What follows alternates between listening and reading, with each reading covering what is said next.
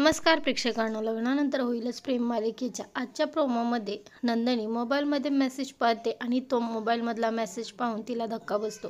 तर तो मेसेज काउन्सलरचा असतो आणि मेसेज आला आहे असं ती जीवाला सांगत असते. जीवासुद्धा म्हणतो, मलासुद्धा काउन्सलरचा मेसेज आलेला आहे. पुढचा निर्णय काय घ्यायचा आहे नंदिनी, आता तूच ठरव. जीवाने अगदी नंदिनीला धर्मसंकटात टाकलेलं आहे, तर नंदिनी कोणता निर्णय घेईल.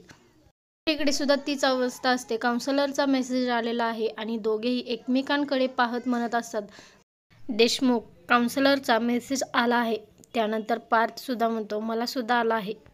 हे 3 महिने कसे गेले हे आपल्यालाच कळालं नाही आणि आता काउन्सलरला भेटण्याची वेळ आली आहे. त्यानंतर पार्थ म्हणतो, तर त्यांना भेटून आपण कोणता निर्णय द्यायचा आहे आणि काय सांगायचं आहे काव्याला सुद्धा खूप मोठा प्रश्न पडलेला आहे आणि दोघी बहिणी आणि दोघी भाऊ धर्मसंकटात अडकल्यासारखे झाले आहेत. 6 महिन्यातले 3 महिने एकमेकांबरोबर घालवल्यानंतर ह्या चौघांच्या आयुष्यातला डिवोर्स घेण्याचा निर्णय बदलणार का? काय वाटतं कमेंटमध्ये नक्की सांगा. व्हिडिओ पाहिल्याबद्दल मनापासून